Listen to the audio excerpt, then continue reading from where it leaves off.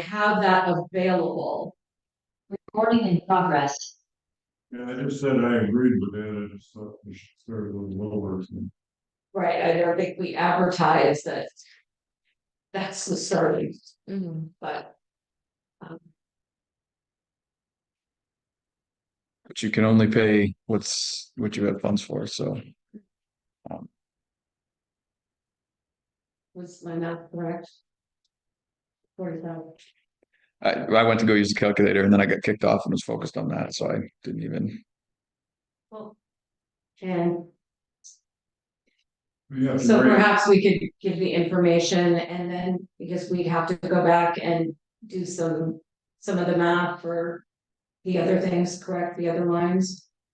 So we could do that math and then. That's an easy enough calculation. But we could do that and then come back and vote on this next week, this section. Or while you're working on other stuff, I can just calculate it real quick. Okay.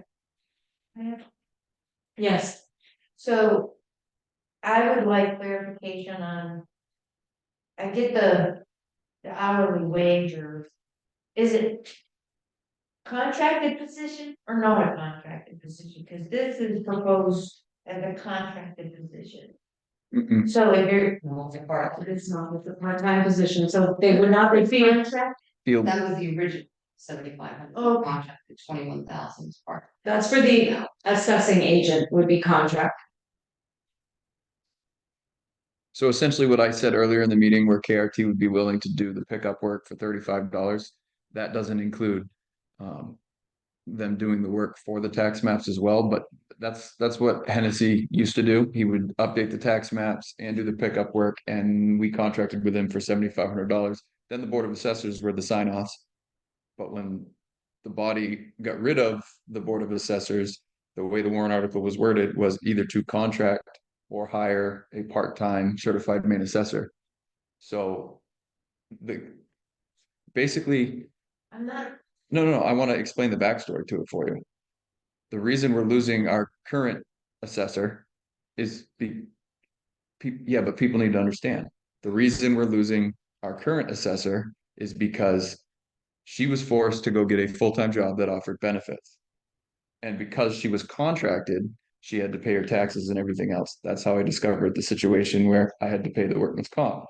So we're because it was a contractor in that, and it wasn't full-time for her specifically, but the fact that one of the additional gripes was the fact that having to do your own taxes and account for it or whatever, not some people don't like that. A lot of the assessors, like Martha said at another meeting, contract or work for a bunch of towns. Some do it as part-time employees. Some do it as contractors. It depends on the assessor. Karen, that if somebody came and said, I want this job, but I want to do it as a contracted position.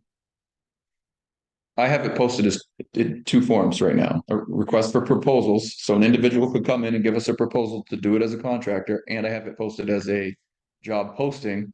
Whatever I can get at this point, I will discuss with them and find out what works for them. But so it's right now it's up in the air as to whether it's going to be a contractor or an employee. If it does turn into an employee, I have to budget for FICA and Medicare. that's why I was confused, because the decision hasn't been made. It's what the person wants. Safe, Gotcha. so we can cover Sorry. contingencies. I got you now, I'm with you.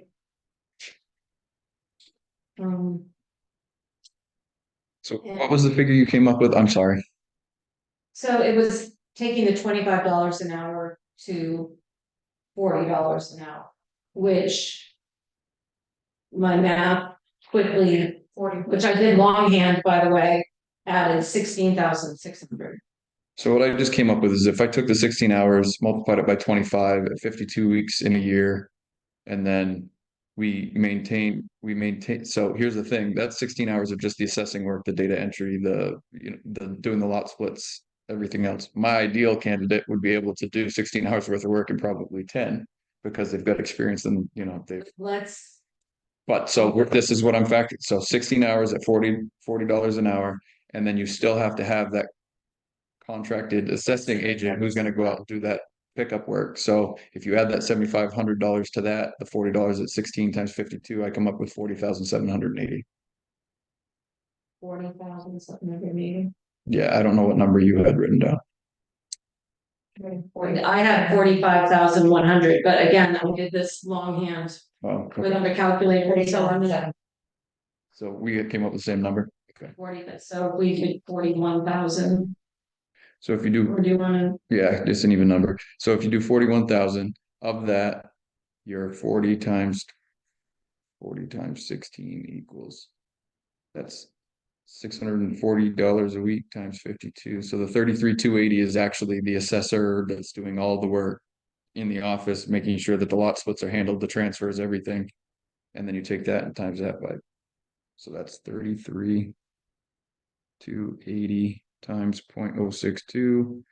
So your FICA line needs to go up to 2,000. It's just call it 65. And then your 33,280 times. And your Medicare needs to go up to 485, 345, 485. 485, thank you. 206.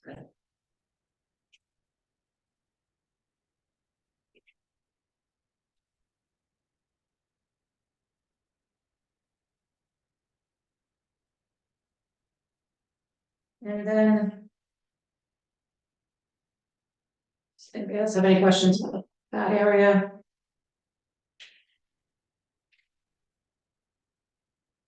So then my other thought was, if we are on the municipal center, one,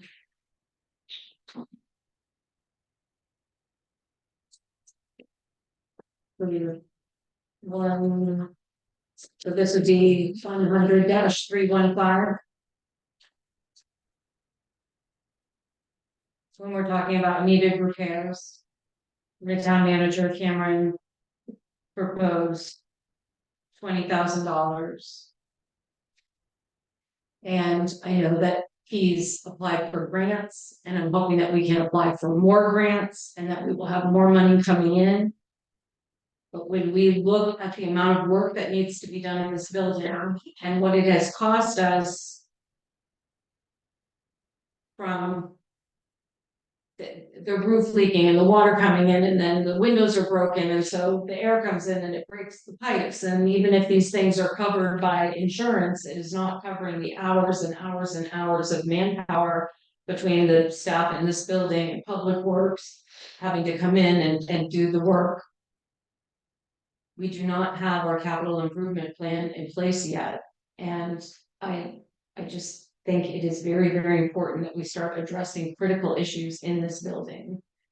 And so my suggestion would be to increase that amount to $40,000. The hope would be is that these grants come in, and then we can move ourselves down the line. But given what we know things cost, we need to at least begin with that roof needs to be fixed, and it needs to be fixed correctly.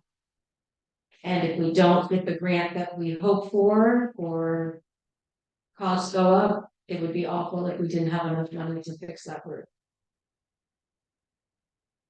So I know that that's a big jump. But if we don't start fixing things, it's just going to be more expensive in the long run. Yeah. Because the water coming into the walls, it's potentially damaging structure. Those are my thoughts.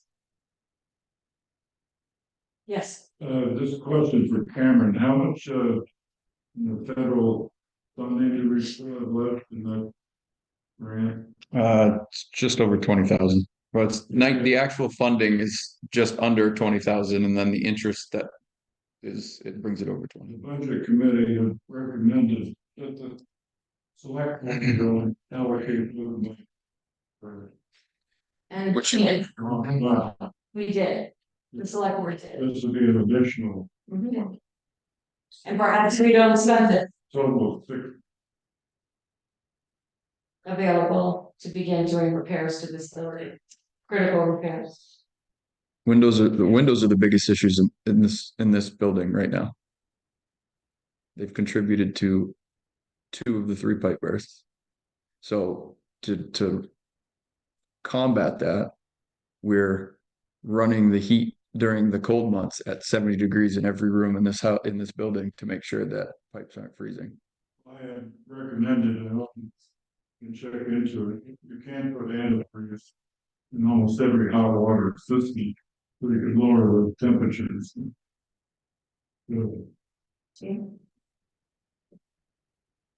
I would welcome somebody to explore that option and let me know what they find out. Well, if you're making a budget for this $60,000, we just take a call to plumbing companies and look at it. Peter, I'm very busy right now. I have an EMS grant that I have 2 weeks to work on. When we get to the end of this, I need to discuss the CRP grant, which is due at the end of this month. I Okay. don't have time. Not in the winter. Listen. What are the people's thoughts? I think you're right. We need to, as a town, realize that we're nickel and diming things or duct taping, and at some point we need to get beyond that. It's gonna cost money. And I think in the long run, it costs us more money by not fixing things properly.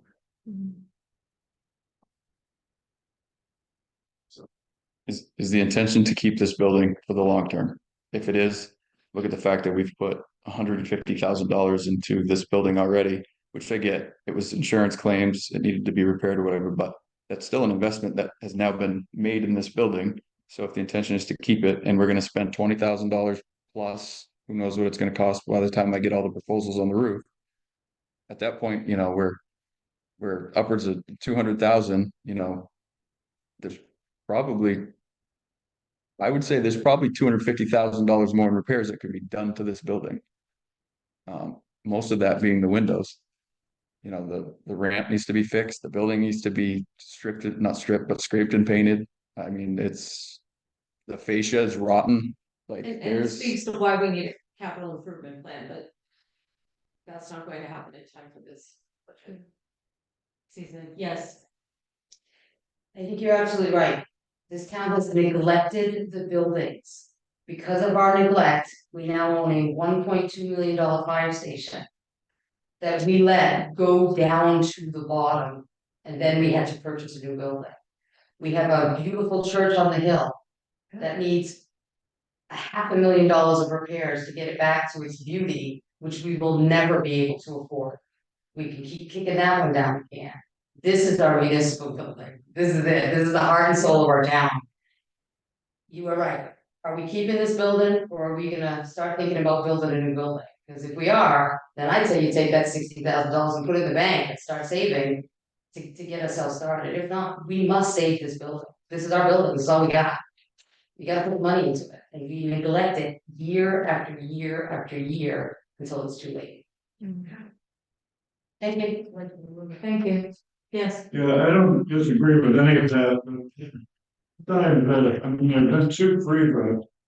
And if it's possible to put antifreeze in the line to avoid another big burst in the pipe, I'd be willing to go get venom and see what can help. It's just, you know, I totally agree with what you're saying, but some things are a lot more urgent than others. But if it's too water break, I don't consider it a minor thing. There's a fix for that. It's not necessarily very expensive, and that's, you know,